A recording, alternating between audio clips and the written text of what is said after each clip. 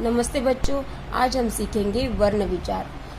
बोलते समय हमारे मुख से निकलती हुई ध्वनियों के लिखित रूप को हम वर्ण या अक्षर कहते हैं। अब इसी को लेके हम कुछ मुख्य बातें देखेंगे। वर्ण यह भाषा की सबसे छोटी इकाई है जिसके टुकड़े नहीं किए जा सकते। वर्ण दो प्रकार के होते हैं, स्वर और व्यंजन। इन्हीं वर्णों के क्रमबद्ध समूह को हम वर्णमाला कहते हैं। हिंदी वर्णमाला में कुल मिलाकर 55 वर्ण है। कितने वर्ण हैं? 55।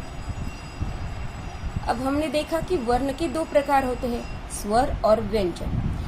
स्वर जो होते हैं तो स्वरों का उच्चारण स्वतंत्र रूप से किया जाता है और अनुस्वार का उच्चारण नाक से होता है, जैसे कांटा, दांत आदि। विसर्ग का उच्चारण गले से होता है, जैसे अतः, स्वतः आदि।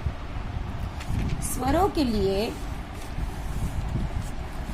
के लिए कुछ चिन्ह निर्धारित किए गए हैं, वे ही उनकी मात्रा कहलाते हैं।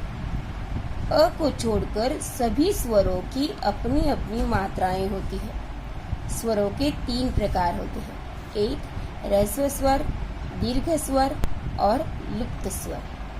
ह्रस्व स्वर यानी क्या? तो ह्रस्व स्वर यानी कि जिनका उच्चारण करने में हमें सबसे कम समय लगता है, उसे ह्रस्व स्वर कहते हैं, जैसे कि अ, ई, उ और री।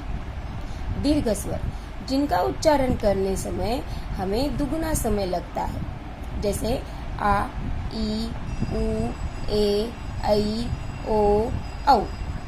लुप्त स्वर इसके उच्चारण में 3 गुना या उससे भी अधिक समय लगता है, जैसे ओम, अरे आदि।